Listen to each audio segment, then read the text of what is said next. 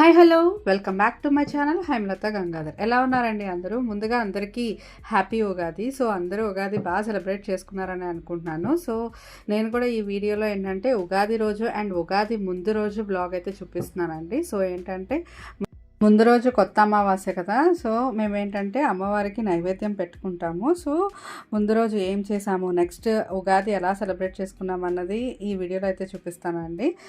మన ఛానల్ని ఎవరైనా సబ్స్క్రైబ్ చేసుకోకపోతే ప్లీజ్ సబ్స్క్రైబ్ అయితే చేసుకోండి. ఇది ఉగాది ముందు రోజు అనమాట. ఇట్లా క్లీన్ అది చేసుకొని అమ్మవారికి నైవేద్యం అయితే పెట్టుకుంటాం అనమాట. యాక్చువల్గా అయితే కోడిని అది కోస్తారు, బట్ ఎవ్రీ ఇయర్ ఈ ఇయర్ అయితే కోడిని కోయలేదండి. సో ఏంటంటే జస్ట్ బూరెలు వండి నేను అమ్మ వాళ్ళ ఇంటికి వచ్చాను అనమాట హాలిడేస్కి. సో ఏంటంటే అమ్మ వాళ్ళు బూరెలు జస్ట్ చేసుకున్నాం అనమాట.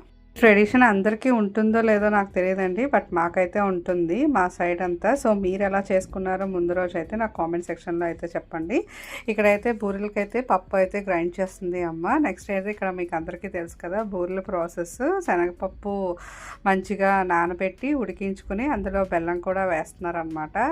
కొత్త అమావాస్య అని ఎందుకు అంటారంటే కొత్త సంవత్సరం ముందు వచ్చే అమావాస్య కాబట్టి దీన్ని కొత్త అమావాస్య అని అంటారండి. సో ఏంటంటే ఇది పల్లెటూరులో చాలా బాగా సెలబ్రేట్ చేసుకుంటారనమాట. ఏంటంటే మన నూకాలమ్మ తల్లికి నైవేద్యం పెడతారనమాట, బూరెలు వేసి అండ్ కోడిని కోసి. సో చూడండి ఇక్కడ అమ్మ బూరెలు అయితే వేస్తుంది. యాక్చువల్గా అయితే మా కమ్యూనిటీలో కూడా మార్నింగ్ ఉగాది సెలబ్రేట్ చేసుకుని ఈవినింగ్ పంచాంగ శ్రవణం అవన్నీ ఉంటుందన్నమాట. బట్ ఇయర్ అయితే హాలిడేస్కి వైజాగ్ అయితే వచ్చాను. సో ఇక్కడే సెలబ్రేట్ చేసుకుంటున్నాము. ఇంకా పల్లెటూరులో అయితే చాలా హడావిడిగా ఉంటుందండి ఈ పండగ అయితే. మన టౌన్స్లో అయితే చాలా సింపుల్గానే అయిపోతుంది. ఇట్లా ఏంటంటే అమ్మవారి దగ్గర నైవేద్యం అది పెడతారనమాట. నైవేద్యంగా అన్నం వండి ముద్దపప్పు, చలివిడి వడపప్పు, ఇంకా ప్రసాదం, తాంబూలం, ఇంకా అమ్మవారికి చీర జాకెట్ అయితే పెడతారండి. ఒక చెంబులో పసుపు, కుంకుమ, మామిడాకులు అండ్ వేపాకులు అవన్నీ వేస్తారనమాట. అదే అమ్మవారి స్వరూపంగా భావించి అక్కడే అమ్మవారికి నైవేద్యం అది పెడతారు. ఇలా మెయిన్ అమ్మవారికి ఏంటంటే ధూపం చూపించాలన్నమాట లాస్ట్లో. ఇది మెయిన్ అండి. అండ్ ఇంక ఇల్లు అంతా కూడా మేము ధూపం అయితే చూపిస్తాము. ఇలా చేయడం వల్ల కూడా ఇల్లంతా పాజిటివ్ వైబ్స్ వస్తాయి. పల్లెటూరులో ఏంటంటే చాకలి వారు అది ఉండేవారు కాబట్టి సో వాళ్ళకి ఏంటంటే ఆ అమ్మవారికి పెట్టిన నైవేద్యం అంతా చాకలి వాళ్ళకి ఇస్తారనమాట. ఎందుకంటే చాకలి వారికి ఇస్తే చలవదనం అని చెప్పేసి మన వాళ్ళైతే భావిస్తారు. సో ఇంకా అయిపోయిన తర్వాత మేము అవన్నీ పెట్టిన తర్వాత హారతి అయితే ఇచ్చేస్తున్నాము. సో మీలో ఎంతమందికి కూడా ఇలాగా అమ్మవారికి నైవేద్యాలు పెట్టుకుంటారో కొత్త అమావాస్య ముందు నాకైతే చెప్పండి, కామెంట్ సెక్షన్లో తప్పకుండా చెప్పండి.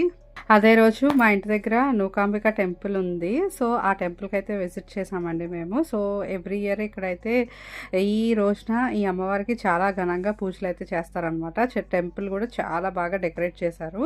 చూసారు కదా మీరు, ఇది ఉన్నది చిన్న టెంపులే, బట్ ఏంటంటే అమ్మవారిని అయితే చాలా బాగా డెకరేట్ చేశారండి. అండ్ అమ్మవారు ఉన్న సైజు కూడా చాలా పెద్ద విగ్రహం అనమాట. చాలా బాగుంటుంది ఇక్కడైతే. అండ్ ఇంకా దసరా టైంలో కూడా ఈ అమ్మవారికి సారీ అదే తెస్తారనమాట. చాలా బాగుంటుంది దసరా టైంలో. నేను లైవ్స్ కూడా చేశాను. ఇప్పుడు మళ్ళీ నెక్స్ట్ దసరా వచ్చినప్పుడు ఖచ్చితంగా అయితే వ్లాగ్ చేస్తానండి. సో అమ్మవారు చూసారా ఎంత పెద్దగా ఉందో. వచ్చిన వాళ్ళందరూ ఏంటంటే చీర జాకెట్టు, పసుపు, కుంకుమ ఇవన్నీ అమ్మవారికి అయితే సమర్పించుకుంటారనమాట.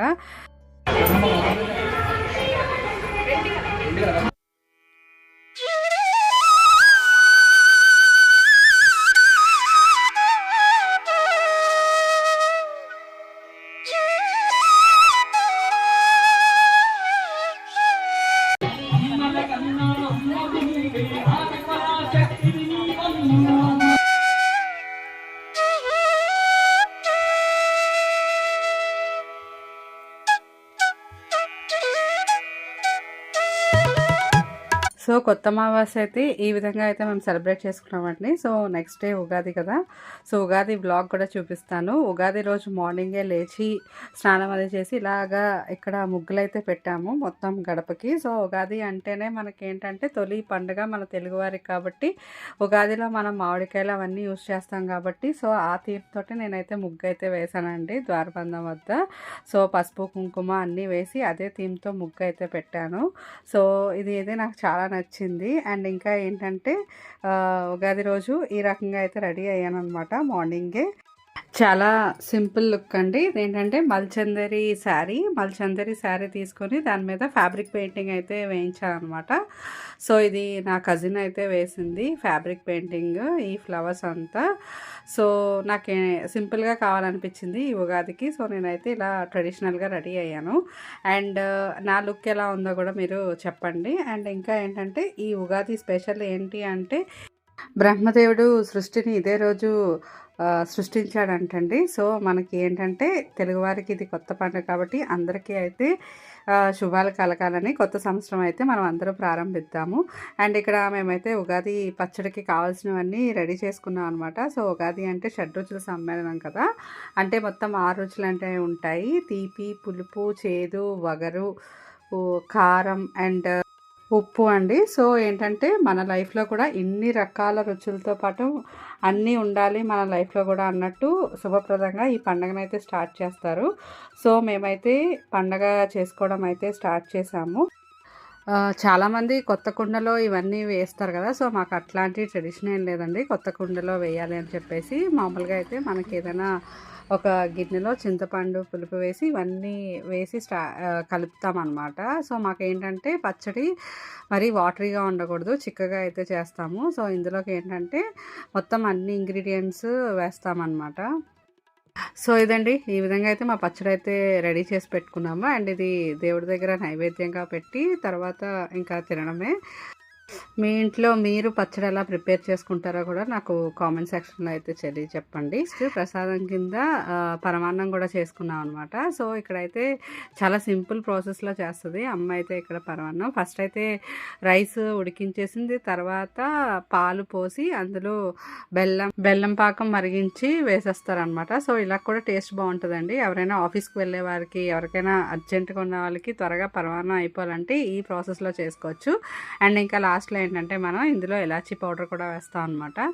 సో, టేస్ట్ అయితే చాలా బాగుంటుంది ఈ ప్రాసెస్లో కూడా. మామూలుగా అయితే ఇన్ జనరల్ పాలు టైం ఉంటే కనుక పాలు బియ్యం రెండూ కలిపి ఉడికించి చేస్తారు. బట్ ఇలా కూడా బాగానే ఉంటుంది.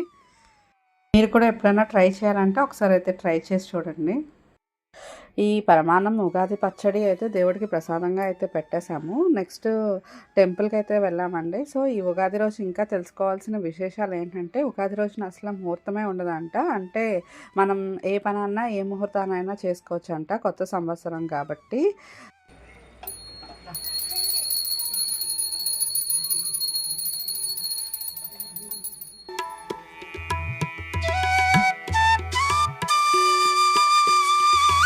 మా ఇంట్లో ఈ ఉగాది పచ్చడికి అయితే చాలా ఫ్యాన్స్ అయితే ఉన్నారు. అంటే జస్ట్ కప్లో తాగకుండా గ్లాసెస్లోనే తీసుకుంటారనమాట ఎక్కువనే. సో, పిల్లలకి ఏంటంటే మనకి హెల్త్కి మంచిది కదా ఇది, మన పొట్ట కూడా క్లీన్ అవుతుందండి ఈ ఉగాది పచ్చడి. సో, ఇంకా మేము రెడీ అయిపోయి టెంపుల్కి అయితే వెళ్తున్నాము, వెంకటేశ్వర స్వామి టెంపుల్. సో, అది కూడా చూపిస్తాను ఈ బ్లాగ్లో.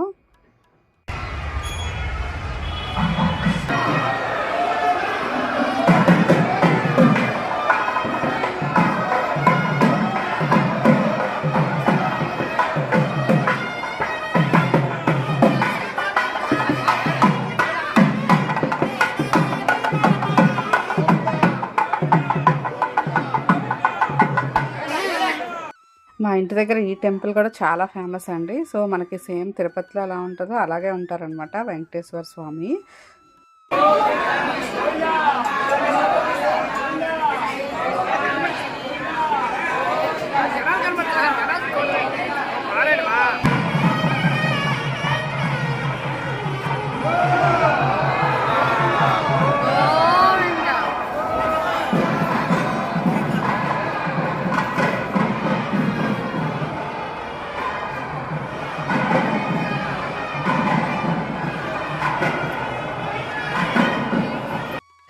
మార్నింగ్ అలా వెంకటేశ్వర స్వామి టెంపుల్కి అయితే వెళ్ళొచ్చాము. సో, ఇంకా ముందు రోజు కొత్త అమావాస్య రోజు అనకాపల్లి నూకాంబిక అమ్మవారి టెంపుల్కి అయితే వెళ్దాం అనుకున్నామండి. బట్ ఆ రోజు అయితే కుదరలేదు. సో, అందుకని ఈవినింగ్ అందరూ ఖాళీగా ఉన్నామని చెప్పేసి ఫ్యామిలీ అంతా అనకాపల్లి అయితే స్టార్ట్ అయ్యామన్నమాట నూకాలమ్మ తల్లి దగ్గరికి. సో, ఆవిడ ఏంటంటే విగ్రహం అండ్ ప్లేస్ చాలా రెనోవేట్ చేశారు, చాలా బాగుంటుంది ఈ విగ్రహం అయితే. సేమ్ మనం మా ఊళ్ళమ్మ తల్లి భీమవరంలో ఎలా ఉంటుందో అంత పెద్ద విగ్రహం అయితే ఉంటుందండి. అండ్ చాలా పవర్ఫుల్ కూడా.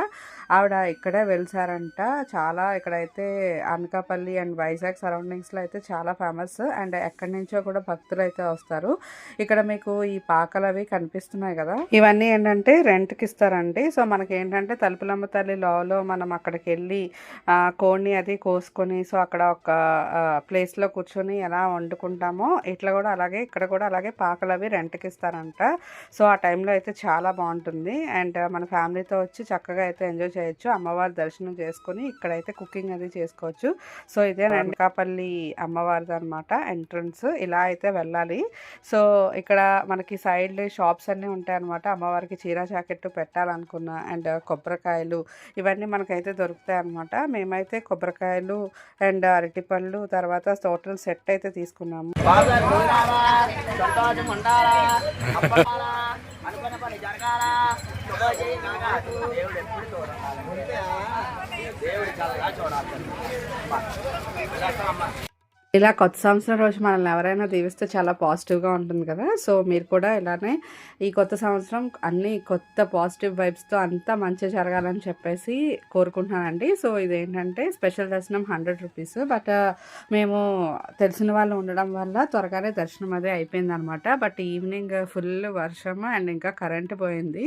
సో టెంపుల్ని అయితే నేను ఫుల్గా షూట్ చేయలేదు. అండ్ టెంపుల్ లోపల ఈ రకంగా ఉంటుందండి. సో ఇదేంటంటే కొత్తగా రెనోవేట్ చేసి మార్చ్ 8th అయితే ఓపెన్ చేశారనమాట. చాలా బాగుంటుంది టెంపుల్. ఎవరైనా ఇటువైపు వైజాగ్ అటువైపు సరౌండింగ్స్లో వస్తే కనుక తప్పకుండా అయితే విజిట్ చేయండి. నేను ఇక్కడ అమ్మవారిది విగ్రహం తీయకూడదు కదా, నేను పిక్చర్ అయితే యాడ్ చేస్తాను. చాలా బాగుంటుంది. ఇక్కడ అమ్మవారి జాతర అయితే నెల రోజులు అయితే జరుగుతుందండి. సో ఎవరైనా రావాలి అంటే తప్పకుండా అయితే రండి. ఇక్కడ నెల రోజులు అమ్మవారి జాతర అయితే జరుగుతుంది అనమాట. సో ఇంకా మా టెంపుల్ దర్శనం అయితే అయిపోయింది. మేమైతే బయటకు వచ్చేసాము.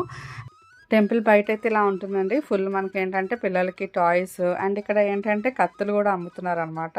సో టెంపుల్ అయితే పెద్దగా చేసి రెనోవేట్ అయితే చేశారు. అండ్ సో ఇదండి ఇవాళ నా వీడియో. మీకు ఈ బ్లాగ్ ఈ 2 days బ్లాగ్ నచ్చిందనే అనుకుంటున్నాను. సో ఇట్లాంటి మంచి మంచి వీడియోస్ కావాలనుకుంటే నా ఛానల్ని అయితే ఫాలో అవ్వండి. And thanks for watching my video. మళ్ళీ నెక్స్ట్ వీడియోలో అయితే కలుద్దాము. Thank you. Bye bye.